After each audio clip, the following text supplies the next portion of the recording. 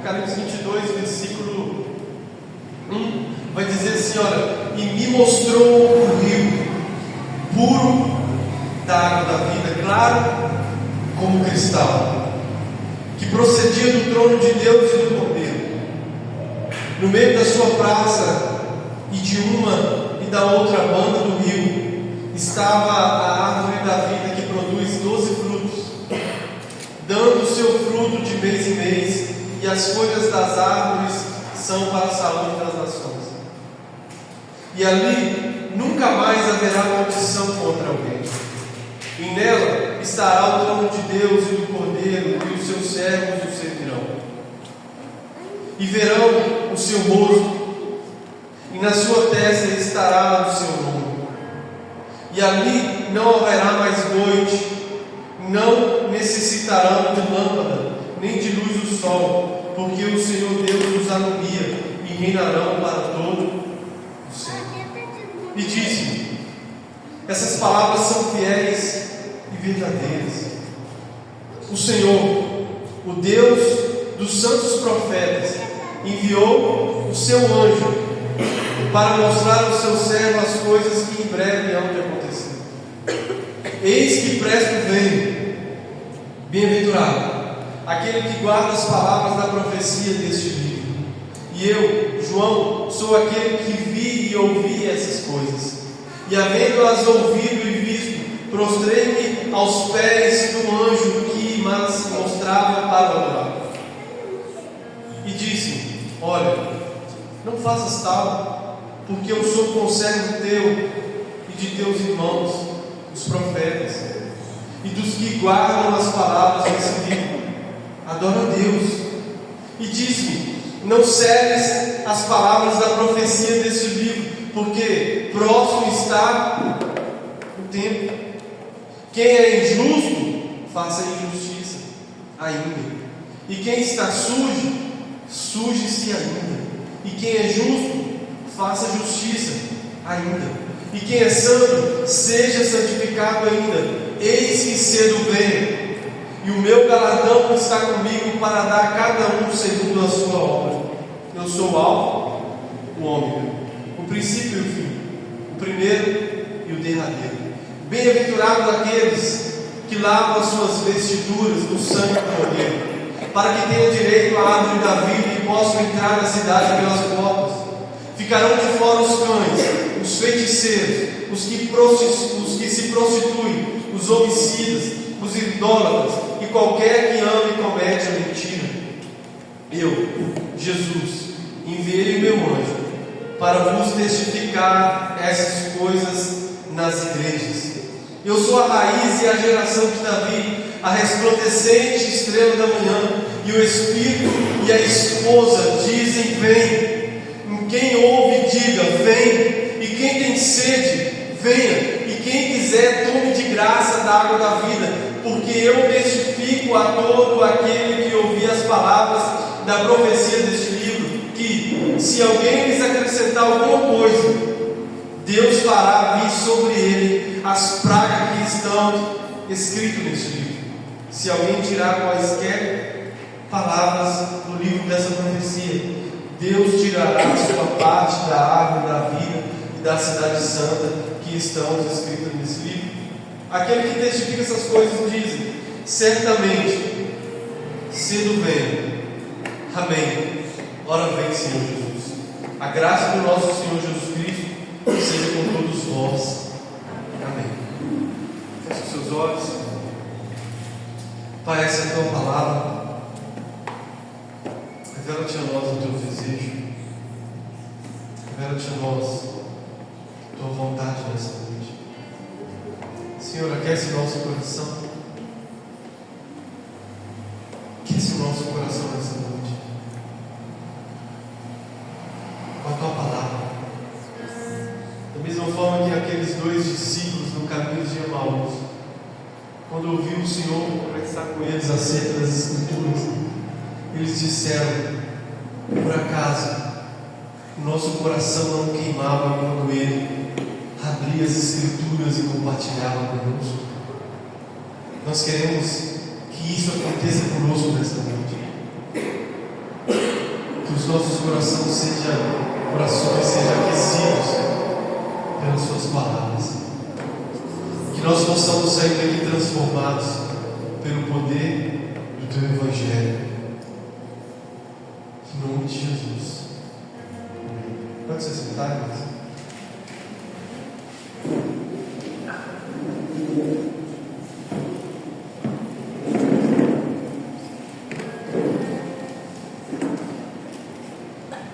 Irmãos, como eu disse, quero falar um pouquinho sobre isso essa noite. Uma noiva que diz: vem. Quem é a noiva? Senão a igreja. A igreja do Senhor Jesus. A noiva do Cordeiro. Quando nós começamos a ler esses versículos, a primeira coisa, queridos, que nós precisamos entender nessa noite, eu gostaria de iniciar essa ministração, essa palavra, essa pregação, fazendo algumas perguntas, para que nós possamos refletir nessa noite. Qual é a nossa maior motivação para continuar vivendo em Cristo Jesus? Qual é a nossa maior motivação? O que tem te motivado dia após dia, como a noiva do Cordeiro, como igreja do Senhor Jesus, a continuar, a perseverar? O que tem nos motivado, irmãos? Amados, quando nós lemos esses versículos, versículo 1 até o 5, a gente vai ver algo tão maravilhoso, algo tão poderoso que o próprio Deus mostrou para o apóstolo João, o discípulo amado. Olha isso, irmãos. Se isso aqui não for uma motivação para nós podermos chegar lá, então nós estamos mortos. Se esses versículos não entrarem dentro do nosso coração como uma flecha, então nós estamos mortos, precisamos ser reavivados. Olha o que o apóstolo João vai dizer: e me mostrou um rio puro, claro, como cristal, mas não era um rio comum, era um rio de água viva. Ele não afluía de qualquer lugar, de qualquer montanha. Esse rio fluía do trono de Deus.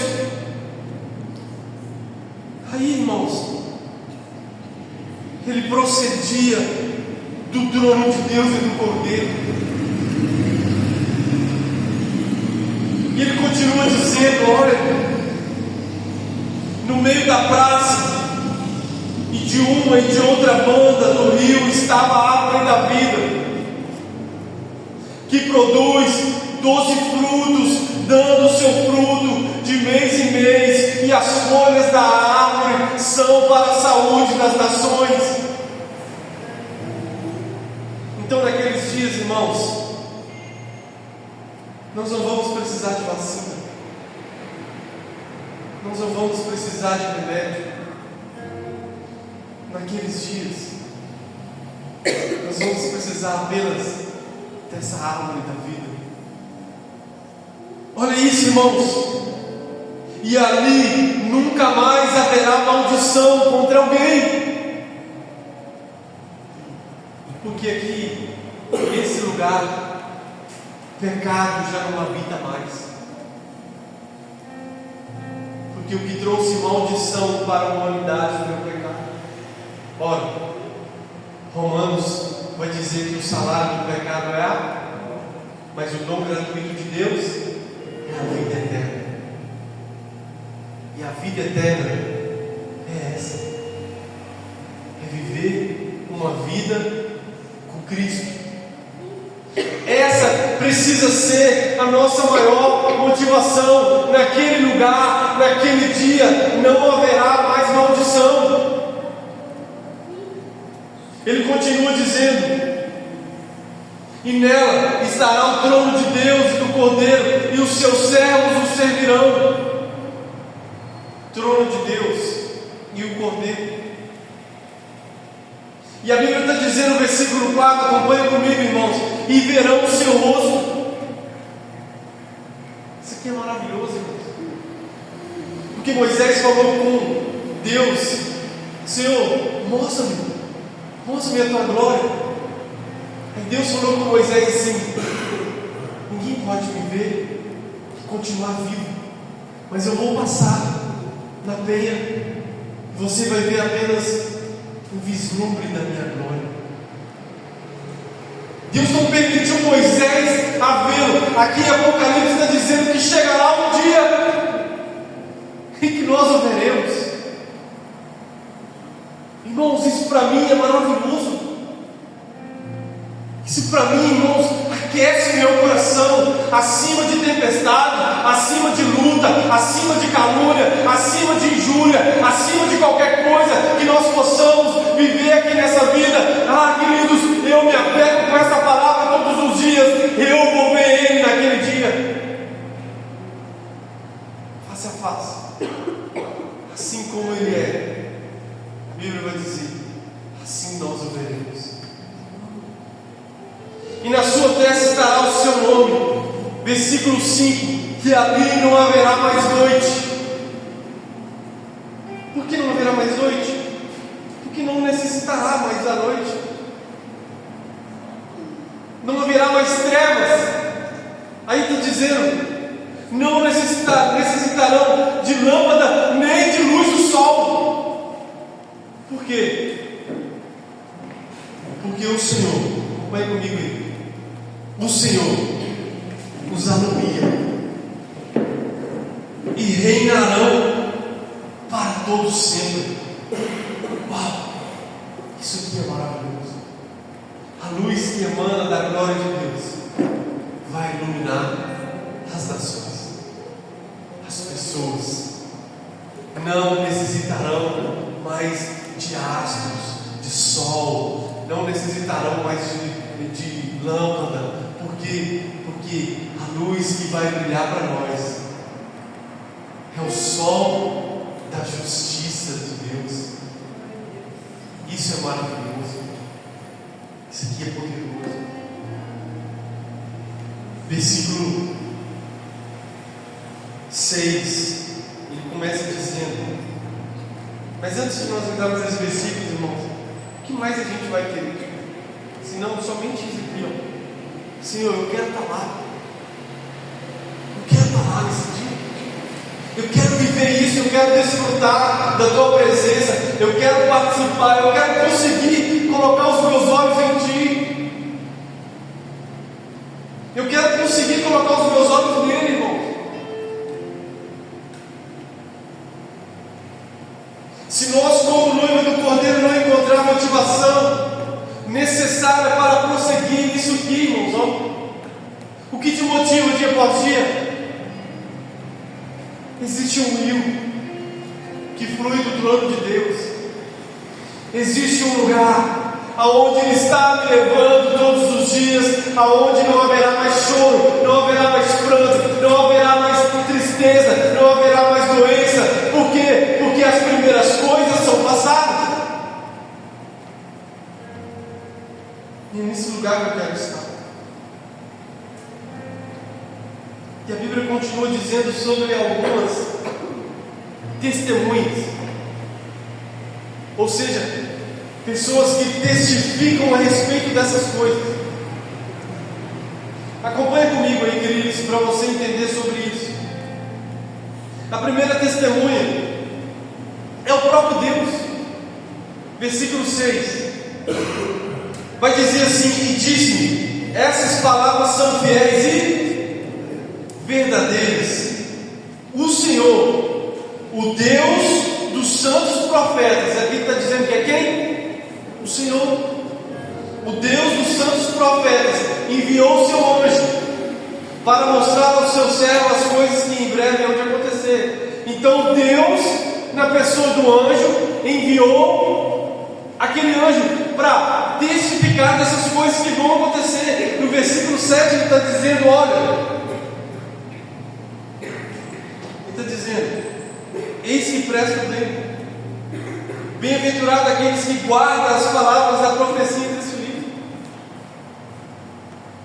Ou seja, felizes são aqueles que guardam as palavras da profecia desse livro. E guardar, irmãos, guardar é esconder no coração, é se apropriar de verdade da palavra de Deus. Como são felizes aqueles que guardam as palavras da profecia desse livro. Eu quero te convidar nesses dias a entender, queridos, que é necessário guardar a palavra do Senhor no nosso coração. Como o salmista disse, olha, eu escondi as palavras no meu coração para não pecar contra ti. Ele também diz, olha, lâmpada para os meus pés e luz para os meus caminhos é a sua palavra. Então nós precisamos guardá-la, guardar a palavra do Senhor no nosso coração. Nós precisamos escondê-la no nosso coração, para que nós possamos de verdade ser felizes. Bem-aventurados aquele que guarda as palavras da profecia desse livro. Essa primeira testemunha, o próprio Deus, da pessoa do anjo, ele está dizendo, olha, guarde as palavras no seu coração. A segunda testemunha, o próprio João, acompanha comigo no versículo 8, ele vai dizer, e eu, João, sou aquele que vi e ouvi essas coisas. Versículo 9 ele vai dizer, e havendo-as ouvido e visto, prostrei-me aos pés do anjo que me mostrava para o adorar, e disse, olha, não faças tal, porque eu sou conservo teu e de teus irmãos, os profetas e dos que guardam as palavras desse livro. Adora a Deus. A segunda pessoa que testificou, a segunda pessoa aqui, irmãos, nesses versículos que fala acerca daquilo que vai acontecer, que viu e ouviu, é o próprio apóstolo João. Que a Bíblia vai dizer, queridos, que ele foi lançado na ilha de Patmos. Se você começar a ler o livro de Apocalipse, entendendo o contexto, ele não foi lançado na ilha de Patmos simplesmente para passar uma férias. Aquela ilha, as pessoas que estavam sendo maltratadas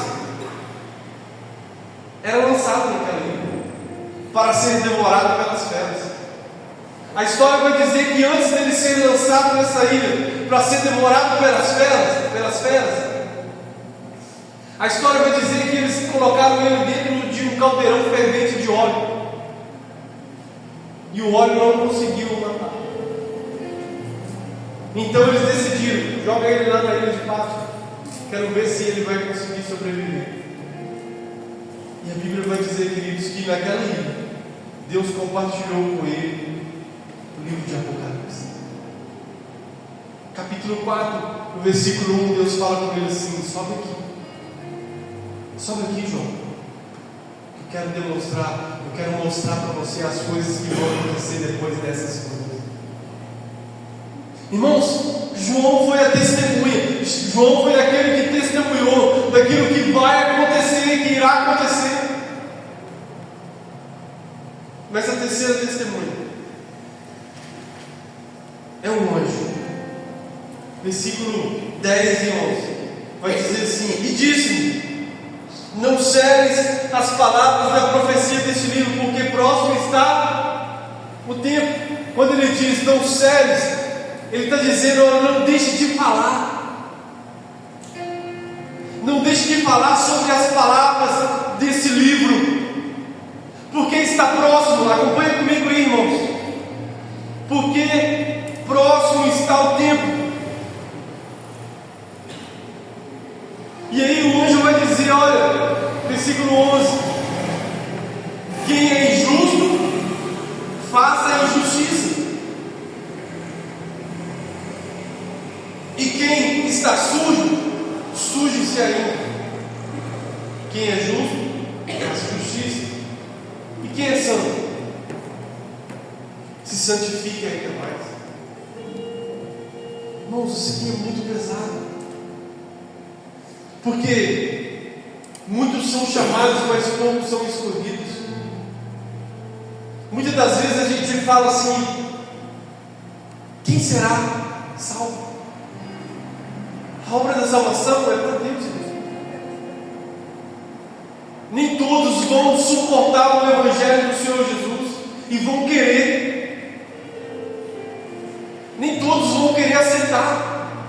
O nosso papel é levar essa palavra para as pessoas. Olhe, acredite, Ele está voltando, Ele quer fazer uma mudança na sua vida, Ele quer transformar a sua história, Ele quer te levar para estar com Ele e viver uma vida eterna. O nosso papel é dizer isso. Por isso que o anjo está dizendo: olha, não cesse as palavras da profecia desse livro. Volto a dizer, o anjo é a terceira testemunha, a terceira pessoa que testifica. O quarto é o próprio Senhor Jesus. No versículo 12 ele vai dizer: eis que cedo venho. Na minha Bíblia está de vermelho as palavras dele. Eis que cedo venho. Irmãos, Jesus está dizendo, há mais de 2000 anos atrás, ele disse assim, há quase 2000 anos atrás, ele disse assim: eis que cedo venho.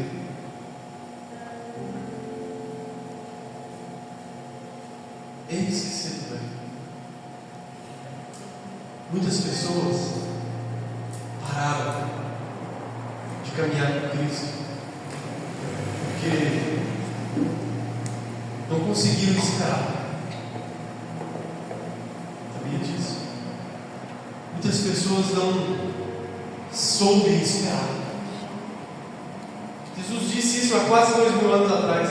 Eis que cedo venho. E agora, irmãos, no ano de 2024, tantas coisas que têm acontecido. Essa palavra faz mais sentido hoje do que há 2000 anos atrás. Sim ou não?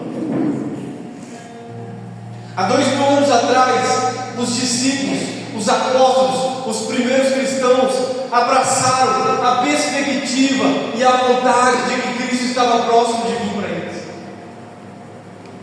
E o fato deles terem abraçado essa perspectiva fez com que eles vivessem o Evangelho genuíno, porque eles esperavam todos os dias pelo Cristo, pelo retorno de Cristo. E talvez, irmãos, essa seja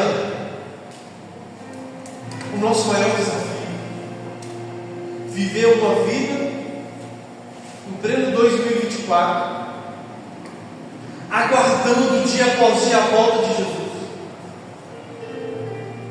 Porque muitas coisas que nós fazemos não condiz com isso.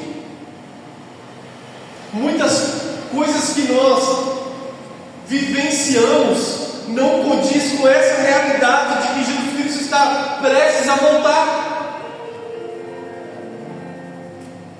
A nossa vida tem que apontar para algo, e esse algo é Jesus Cristo, as nuvens. Ele está dizendo: olha, eis que cedo venho.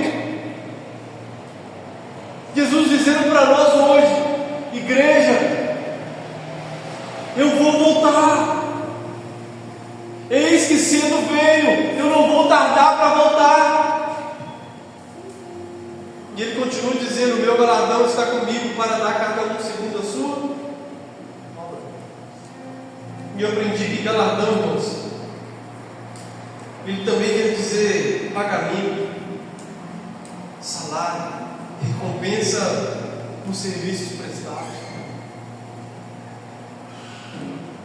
Sabe, irmãos, qual a grande obra que nos foi confiada? Se não, conhecer a Cristo. E quando conhecemos a Cristo, o que Paulo vai dizer? Cristo em nós é a esperança da glória. Quando conhecemos a Cristo, todo o nosso redor é transformado, irmãos. As pessoas que convivem conosco passam a conhecer a Cristo que nós carregamos. Isso é fato. Então, nos foi confiada uma obra. Fala assim comigo assim: eu preciso. Está muito fraco. Fala assim: eu preciso. Eu preciso conhecer a Cristo. conhecer a Cristo. Irmãos, essa é a grande obra que você foi inserido, que eu fui inserido. Conhecer a Cristo. Mas, quando conhecemos a Ele, passamos a fazer e a viver uma grande obra. Foi confiado a nós a levar a palavra de Deus, portanto, ide, pregar o Evangelho, fazer discípulos de todas as nações, batizando-as em nome do Pai, do Filho, do Espírito Santo. Portanto, ide, fale de mim, fale do meu sacrifício, fale para as pessoas que eu abri mão do meu trono de glória e abracei ou fui abraçado por um madeiro, por uma cruz romana. Fale para as pessoas que eu morri nessa cruz. Fale para as pessoas que ao terceiro dia eu ressuscitei. Fale para as pessoas que eu ainda transformo vidas, que eu ainda transformo lugares, que eu ainda transformo famílias. Mas vá, prega o Evangelho. E quando Ele voltar, Ele vai recompensar a cada um segundo as suas obras. Irmãos, os meus olhos, de verdade, não estão na recompensa. Embora é bíblico, a recompensa vai chegar, mas os meus olhos estão naquele que é o recompensador.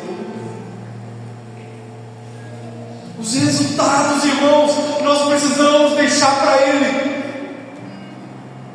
Porque a Bíblia vai dizer que os anciões naquele dia vão pegar as suas coroas e vão jogar aos pés, vão lançar aos pés dele e dizer: somente tu és santo. Somente tu és santo. Nós não somos dignos de carregar essa. Então, mas Ele vai galardoar, Ele vai recompensar. E Ele continua dizendo: olha, eu sou o Alfa e o Ômega, o princípio e fim. Alfa e Ômega, você não conhece? É a primeira e a última letra do alfabeto. Por isso Ele diz o princípio e o fim, o Alfa e o Ômega. Na criação de tudo, Ele estava lá. Por isso que Moisés, no Salmo 90, vai dizer: Senhor, de eternidade a eternidade, Tu és Deus. Não existe um espaço, um período onde Deus não esteja. Ele está em qualquer período, irmão, porque Ele vive dentro da eternidade. Eu sou o Alfa e o Ômega, o princípio e o fim, o primeiro e o derradeiro. Bem-aventurado, mais uma vez, felizes são aqueles que lavam as suas vestiduras no sangue do Cordeiro, para que tenham direito à árvore da vida e possam entrar na cidade pelas portas. Se nós não lavarmos as nossas vestes dia após dia, no sangue do Cordeiro, corremos um sério risco de ficar fora daquele dia. Primeiro, porque dia após dia ele tem buscado os seus filhos individualmente no amor. Quem aqui sabe que amanhã vai estar vivo? Eu não sei se eu vou estar vivo amanhã. Mas uma coisa eu sei: se eu morrer em Cristo, eu vou viver uma eternidade. Eu vou passar uma eternidade. Alguém um dia disse que a morte é a antessala para você se vestir para a eternidade. Isso é maravilhoso. Nós não temos que temer a morte. É um encontro com Ele. Ele está dizendo: bem-aventurado aqueles que lavam as suas vestes no sangue do Cordeiro. Será que nós temos lavado as nossas vestes no sangue do Cordeiro? Ah, pastor, como eu faço isso? Isso não é natural. Como que é? Irmãos, através do arrependimento diário. 1 João 9 vai dizer: se confessares os seus pecados, Ele é fiel e justo para te perdoar e te purificar de toda injustiça. Purificar, lavagem, entende? As nossas vestes espirituais são purificadas quando nós nos achegamos diante dele com o coração contrito e quebrantado, porque o salmista vai dizer no Salmo 34, versículo 18, que ele não rejeita o coração quebrantado. E aí nós chegamos diante dele e falamos: Senhor, eu sou pecador, eu falhei, eu errei, mas aqui estou para te pedir perdão, irmãos. A Bíblia fala que se nós confessarmos os nossos pecados, Ele é fiel e justo para nos perdoar e nos purificar de todo pecado. Bem-aventurado, feliz aqueles que lavam suas vestes do sangue do Cordeiro, para que tenha direito à árvore da vida, para que tenha direito à árvore da vida e possam entrar pelas portas. Não é nada melhor do que entrar pelas portas. Mas ele vai dizer uma nota aqui que, de uma certa forma, irmãos, é triste. Embora Deus ele queira salvar a todos, mas nem todos serão salvos. Versículo 15: ficarão de fora os cães, os feiticeiros, os que se prostituem, os homicidas, os idólatras, qualquer que ame comete mentira.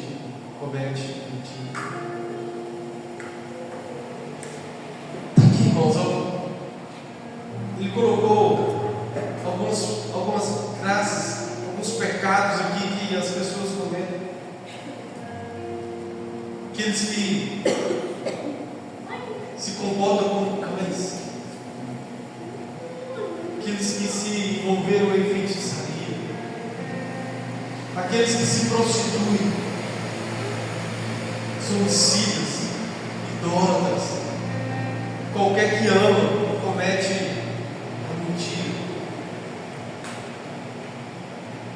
Todas essas pessoas vão ficar de fora.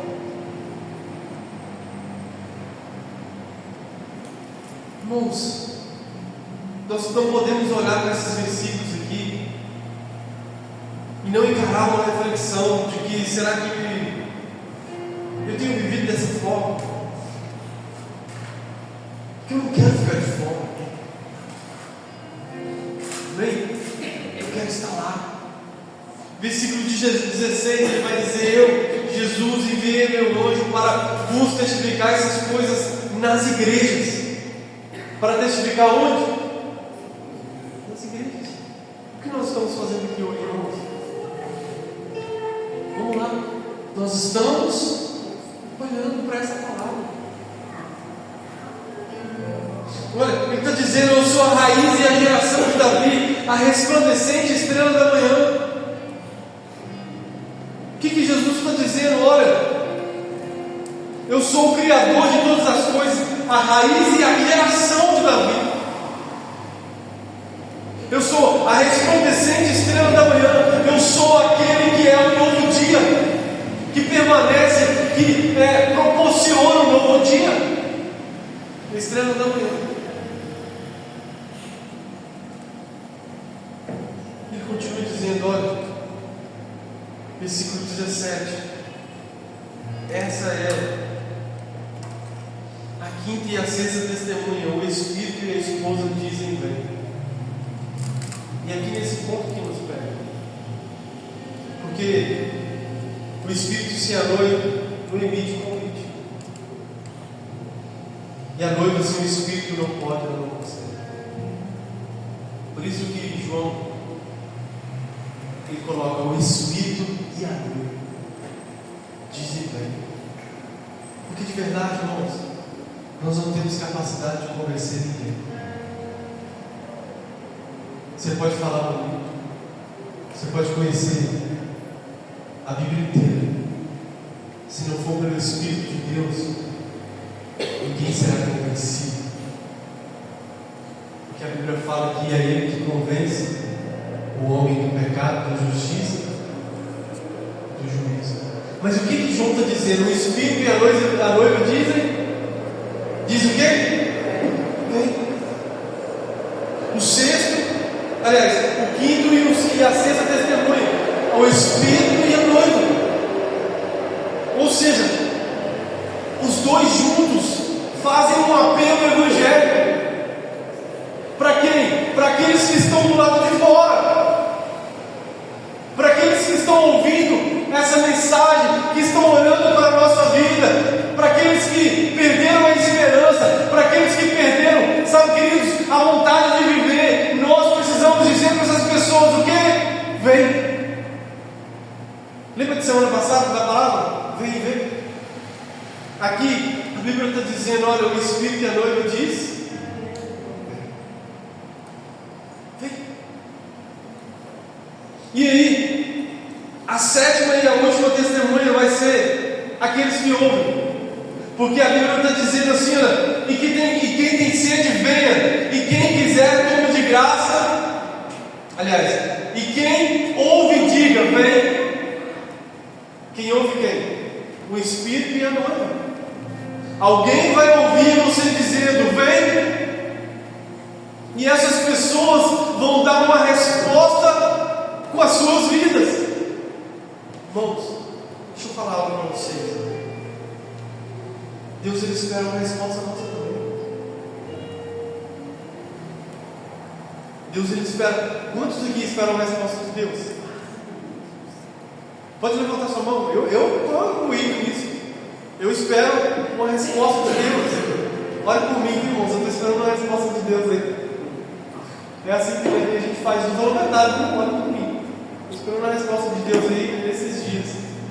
Então, irmãos, mas nós também precisamos dar uma resposta em cima daquilo que nós alcançamos. Qual a resposta que nós temos dado nesses dias? Será que nós temos falado isso para as pessoas? Vem! Oh, Jesus está voltando, vem!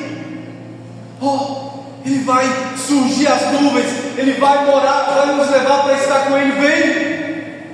É chegado o tempo da grande tribulação, vem! É chegado um tempo onde nós vamos passar por momentos difíceis, vem! É chegado um tempo em que Ele vai nos levar para morar com Ele, nós vamos poder colocar os nossos olhos nele, vem! Ou será que nós estamos dormindo? Porque todos os dias eu aprendi uma coisa. Todos os dias temos a oportunidade de falar do amor. Sim ou não? Todos os dias, irmãos. Todos os dias. Sempre nós vamos nos deparar com alguém precisando do Evangelho. E Cristo espera uma resposta nossa. Coloca a mão no seu coração, irmãos. Coloca a mão no seu coração nessa noite. Queridos, eu quero profetizar isso na sua vida nessa noite. quero profetizar que você será uma resposta para essa geração. Cheio de palavras suaves. Pessoas serão salvas através da sua vida. Sim. Famílias serão tocadas através da sua vida. Quero profetizar isso em nome de Jesus. Homens e mulheres que estarão prestes a desistir de tudo, Deus vai levantar você no meio dessa geração caída e perversa para dizer: vem, porque Ele é bom.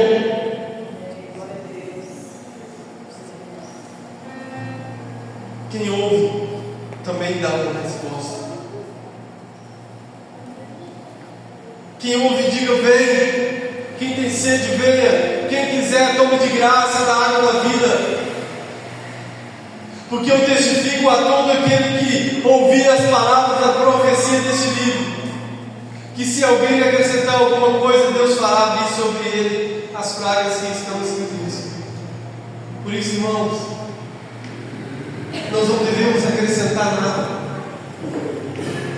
Sabe aquela série que fala eis que te digo de mim mesmo? Não, tire isso do seu vocabulário.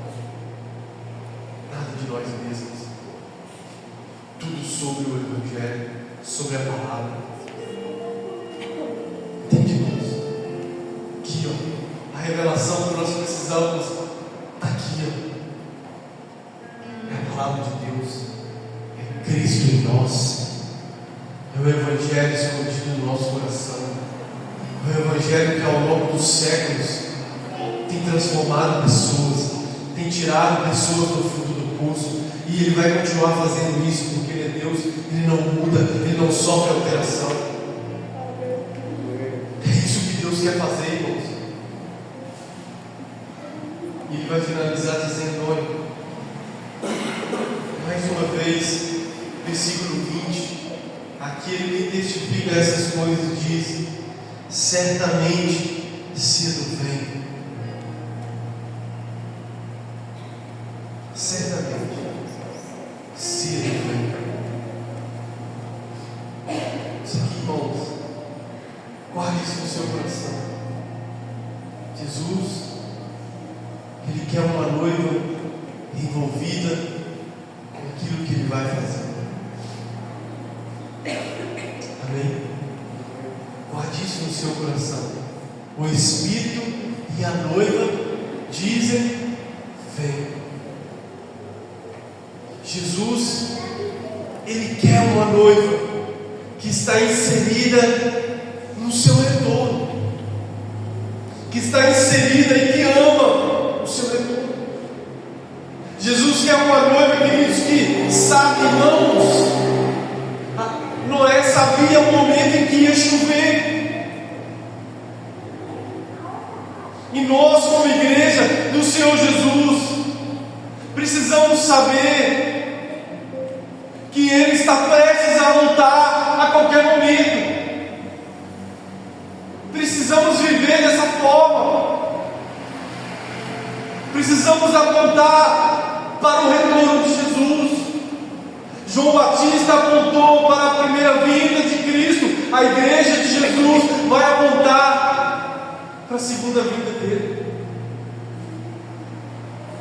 Da mesma forma, irmãos, que João Batista veio pregando, da mesma forma que ele veio se santificando, a igreja de Jesus precisa se comportar desse jeito. Nunca será sobre nós,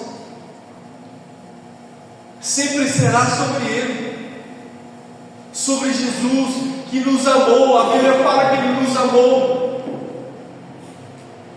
de tal maneira que deu a sua própria vida por nós. Não existe amor como o dele. Não existe amor como o amor de Cristo. E agora, irmãos, para finalizar, hoje nós estamos participando da mesa da Santa Ceia, da comunhão, do corpo e do sangue de Cristo. E nós fazemos isso uma vez por mês, mas eu sempre ensino: olha, não espere chegar o dia da Santa Ceia para você se arrepender do seu pecado. Porque você não pega uma vez por mês, eu não pego uma vez por mês. Nós pecamos todos os dias, sim ou não?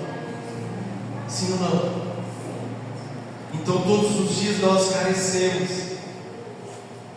da graça e da misericórdia de Deus, do perdão de Deus. Todos nós, se dissermos que não temos pecados, enganamos a nós mesmos, e a sua verdade não está em nós. Mas se confessarmos os nossos pecados, Ele é fiel e justo para nos perdoar. Fiel e justo para nos perdoar. Então, irmãos, é tempo de nós nos arrependermos. É tempo de nós nos achegarmos diante dele e falar: Senhor, eu me arrependo. Irmãos, não tenha pecado de estimação. O que é pecado de estimação? É quando nós nos apropriamos de um pecado e nós olhamos para ele e falamos: isso aqui não é pecado, não tem problema. Se você olha para aquele tipo de pecado como algo que não tem nada a ver, como o mundo tem dito, não tem nada a ver. Isso aí, tem nada a ver. Pode continuar, não, isso aí tem nada a ver. Então, irmãos, não.